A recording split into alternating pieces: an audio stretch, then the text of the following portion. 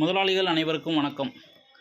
நாம் இன்றைக்கி பார்க்க போகிற தொழில் பார்த்திங்கன்னா, இந்த பிவிசி பெண்டுங்க. இந்த எலக்ட்ரிக்கல் பைப்பு எங்கெல்லாம் பயன்படுத்துகிறோமோ அங்கெல்லாம் வந்து இந்த பெண்டை பயன்படுத்துவோம். 2mm பெண்டுனா நமக்கு வந்து வீட்டில் காங்கிரீட்டு அதுமாரி பயன்படுத்துவோம். 1.5னா நம்ம ஒயரிங் வேலைகளுக்கெல்லாம் பயன்படுத்துகிறோம்.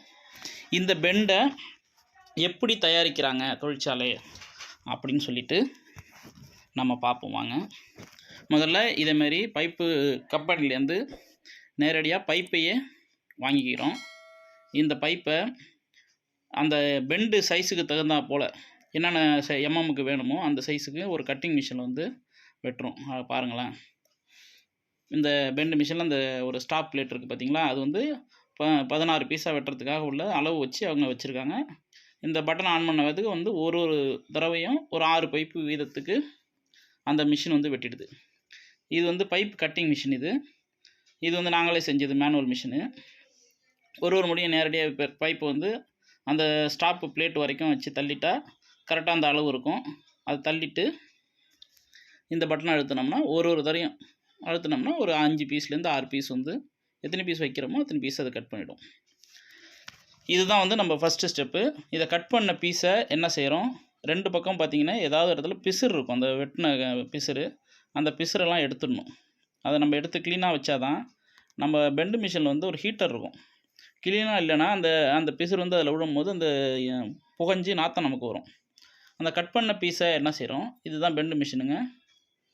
இதில் ஒரு ட்ரே இருக்குது. இது ஃபுல்லாக ஆட்டோமேட்டிக் மிஷின் தான், நம்ம வேறு எதுவும் செய்ய போகிறதில்ல. இந்த ட்ரேயில் இதை ஃபுல்லாக ஃபீட் பண்ணிவிடுவோம்.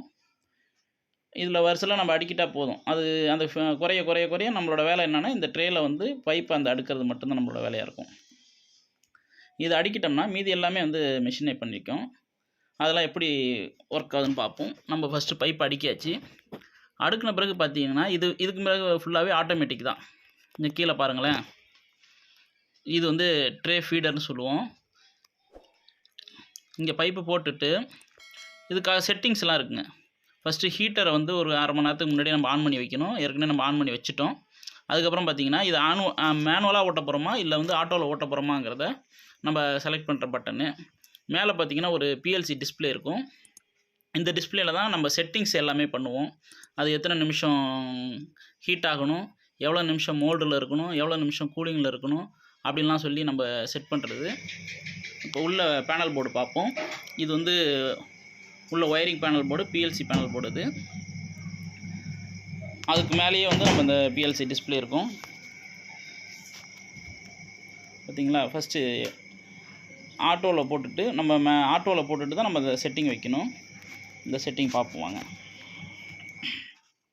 இந்த எம்பிஏங்கிறது நம்ம ஃப்ரெண்டு தான், அவர் தான் நமக்கு மிஷின் பண்ணி கொடுத்தாரு.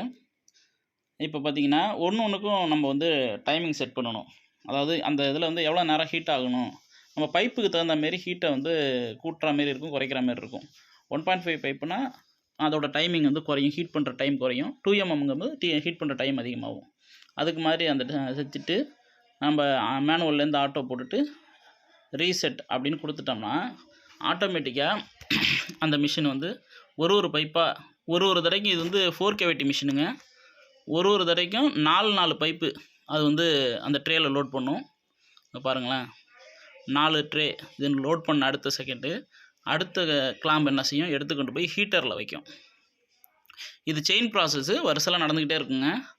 இந்த ஹீட்டரில் வைக்கிறதுக்கு நம்ம வந்து இப்போ ஒரு 35லேருந்து 40 செகண்ட் வந்து நம்ம அதுக்கு செட் பண்ணியிருக்கிறோம்.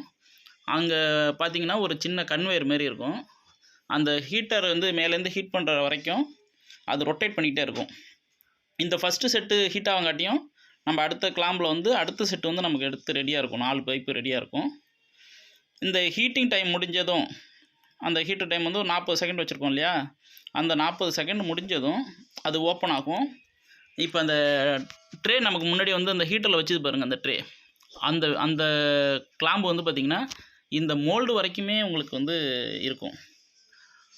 அது அங்கேருந்து தூக்கிட்டு ஹீட்டரில் உள்ள பைப் வந்து மோல்டுக்கும், அந்த ட்ரே ஃபீடரில் இருக்கிறது வந்து ஹீட்டருக்கும் இப்படி மாற்றி அதோட வேலையை எப்படின்னா, அங்கேருந்து 4 பைப் இங்கே எடுத்து வைக்கும், இங்கேருந்து 4 பைப் அங்கே வைக்கும். இப்போ மோல்டில் வச்ச வைத்துக்கு மேலேருந்து வந்து மோல்டு க்ளோஸ் ஆகும். 2 கிளாம்பும் வந்து சாக்கெட் பண்ணும். உள்ள ஏர் சர்க்குலேஷனுக்காக ஏர் கொடுத்துருப்பாங்க. அந்த பைப் வந்து பாருங்களேன், மோல்டு ஓப்பன் ஆன பிறகு பைக்கலாம் நீங்கள் பார்க்கலாம். அந்த பீஸ் போட்டு பைப்பாக இருந்தது பெண்டாக மாறிடுது. இந்த கூலிங் டைமுக்காக நம்ம செட் பண்ணியிருப்போம் ஒரு 35 செகண்ட்லேருந்து 40 செகண்டு. அந்த 40 செகண்ட் கழித்து தான் இது ஓப்பன் ஆகும். ஓப்பன் ஆனோன்னு பார்த்தீங்கன்னா நமக்கு பைப்லேருந்து பெண்டு கிடச்சிருது. இந்த மாதிரியான பெண்டு இதில் பார்த்திங்கன்னா, இந்த மிஷின் பார்த்திங்கன்னா உங்களுக்கு வேஸ்டேஜே இல்லாமல் பெண்டு பண்ணி கொடுக்கும். நம்ம செமி ஆட்டோமேட்டிக் மிஷினு மேனுவலாக பண்ணும்போது பார்த்திங்கன்னா நிறைய வேஸ்டேஜ் வரும். இதில் வேஸ்ட் இல்லாமலே நல்லா பண்ணி கொடுக்குது. அதனால் நாங்கள் வந்து பெண்டை வந்து எங்களால் ரொம்ப கம்மியான விலைக்கு கூட கொடுக்க முடியுது. நீங்கள் தமிழ்நாட்டில் எங்கே இருந்தாலும் உங்களுக்கு பெண்டு தேவை அப்படின்னா மேலே இருக்கிற நம்பரை கான்டாக்ட் பண்ணுங்கள். நீங்களே பெண்டு தயாரிக்கிறவா இருந்தாலும் இதேமாதிரி மிஷின் உங்களுக்கு தேவைனாலும் இந்த நம்பருக்கு கான்டாக்ட் பண்ணுங்கள். அதுக்கு பிறகு நாங்கள் என்ன செய்கிறோம், எங்களோட பிராண்டை போட்டு பிராண்ட் நேம் பிரிண்ட் பண்ணி கொடுத்துட்றோம். இதுதான் நாங்கள் தயாரிக்கிற பெண்டு. இதை மாதிரியான வீடியோக்களை நீங்கள் தொடர்ச்சியாக பார்க்கணும் அப்படின்னா எங்களோட இந்த தங்கச்சுரங்கம் சேனலை சப்ஸ்கிரைப் பண்ணிக்கங்க. சப்ஸ்கிரைப் பண்ணது மட்டும் இல்லாமல் பக்கத்தில் இருக்கிற பெல் ஐக்கானையும் அழுத்திடுங்க. நன்றி.